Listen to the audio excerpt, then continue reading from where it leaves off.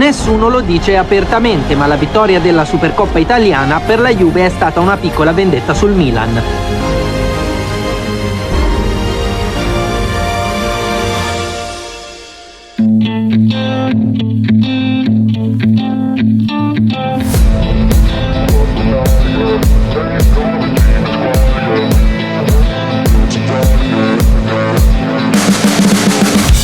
Musim tahun 2002 sampai tahun 2003 adalah salah satu musim yang sangat manis dan terindah buat tim Juventus FC. Musim itu adalah sebuah pencapaian prestasi yang sangat layak untuk dikenang buat fans Juventus di seluruh dunia. Bahkan kiper legendaris Gianluigi Buffon dalam salah satu wawancaranya mengatakan bahwa dia memilih skuad Juventus di musim tahun 2002 sampai tahun 2003 adalah yang terbaik yang pernah dia bela. Di musim ini sih, Nyonya Tua berhasil tampil superior sehingga menjadi juara Serie A dan juara Piala Super Italia serta finalis Liga Champions. Namun sayangnya mereka gagal meraih juara karena dikalahkan AC Milan lewat adu penalti. Lalu apa yang membuat tim yang bermarkas di Stadion Allianz yang dulunya Stadion delle Alpi ini sangat superior di musim itu? Yuk kita bahas tuntas dalam video ini. A generation fueled by creation. We live lives on a small screen nation. We control the airwaves, no negotiation. I refuse to think we need saving. Something good will come from creation. And when we think that the world is too anxious, we'll adapt, evolve, survive, and save it. What keeps you up?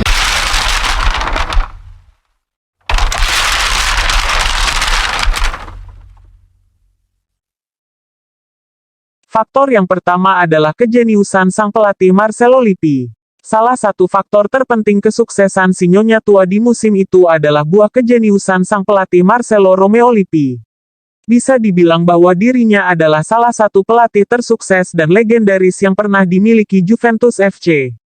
Setelah pemecatan Carlo Ancelotti, Lippi kemudian diangkat kembali sebagai pelatih kepala Juventus untuk musim tahun 2001 sampai tahun 2002. Menyusul kepergian Inzaghi ke Milan dan Zidane ke Real Madrid dengan biaya rekor dunia, klub mengakuisisi Pavel Nedved, Gianluigi Buffon dan Lilian Thuram untuk memperkuat susunan pemainnya. Lippi menggunakan formasi 4-3-1-2 hampir sepanjang musim. Dari aspek teknik, Marcelo Lippi cerdas dan cepat membaca situasi terkini lawan, termasuk kelemahan dan kelebihannya. Ini yang membuatnya mampu menganalisa strategi dari tim lawan dan melakukan pergantian pemain yang tepat. Lippi juga sering melakukan rotasi antar pemain sehingga membuat tim lawan sangat kesulitan membaca strateginya. La qualità della vita, delle prospettive, sono assolutamente soddisfatto di questo, anche se non me lo godo tantissimo, vorrei venire più tempo.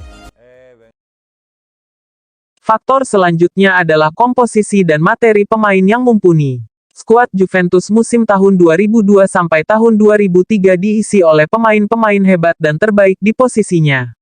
Di bawah mistar gawang posisi kiper utama Gianluigi Buffon sangat sulit untuk tergantikan. Buffon bermain sangat gemilang dan konsisten dan juga banyak melakukan penyelamatan penting. Dia juga sangat pandai menebak arah bola serta memiliki refleks yang sangat bagus. Sangat sulit untuk menjebol gawang tim yang berjuluk La Vesia Signora saat itu. Di depannya berdiri duet bek tangguh Igor Tudor dan Paolo Montero. Duet keduanya membuat pertahanan Bianconeri sangat sulit ditembus. Selain unggul dalam bola-bola atas, kedua bek ini sangat pintar mengorganisir pertahanan dan saling bergantian mengisi posisi kosong. Duet keduanya bisa dibilang duet paling tangguh saat itu. Mereka diapit oleh dua bek sayap Lilian Thuram dan Alessandro Birindelli. Lilian Thuram di posisi bek sayap kanan lebih fokus bertahan dan terkadang berfungsi sebagai bek yang membantu bek tengah. Sedangkan Alessandro Birindelli di bek kiri lebih sering naik turun membantu serangan dan membuka ruang kosong di sayap kiri. Di posisi gelandang diisi oleh gelandang bertenaga kuda Edgar Davids, Gianluca Zambrotta dan Alessio Tachiardi yang membuat lini tengah Juve sangat solid dan sangat hidup. Edgar Davids adalah seorang gelandang yang agresif dan energik, namun kreatif dan terampil.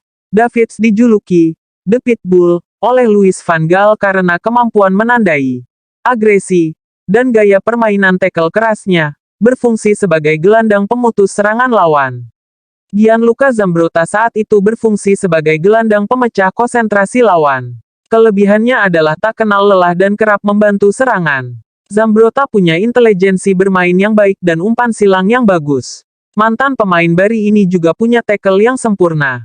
Lini serang Sinyonya tua diisi oleh trio haus gol Pavel Nedved, Alessandro Del Piero dan David Trezeguet.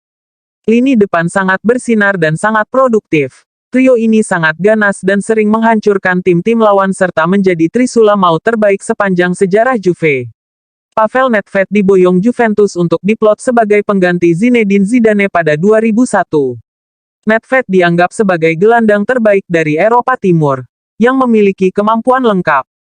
Pemain berambut panjang ini punya masa emas pada musim tahun 2002 sampai tahun 2003 kala mendapat gelar Ballon d'Or.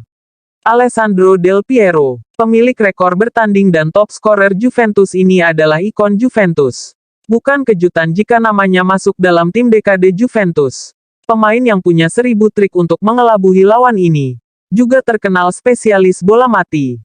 Tendangan bebasnya ditakuti semua kiper Serie A. Del Piero juga terkenal cocok ditandemkan dengan siapapun. Dari mulai Filippo Inzaghi hingga Amauri. Yang paling fenomenal tentu saja bersama David Trezeguet. David Trezeguet. Juventus memboyong David Trezeguet untuk menggantikan peran Inzaghi yang dilepas ke AC Milan. Pemain asal Prancis ini bergabung dari Monaco pada musim 2000. Ia sukses mencetak gol pada 8 musim pertamanya di Serie A. Trezeguet adalah pemain asing yang menjadi top scorer di Turin. Trezeguet dikenal memiliki telepati dengan Del Piero, hingga menjadi duet maut di lini depan. Part of me, an open wound scar to see. Everybody come here, gather round. Welcome to the freak show, the best in town. What the hell's wrong with me?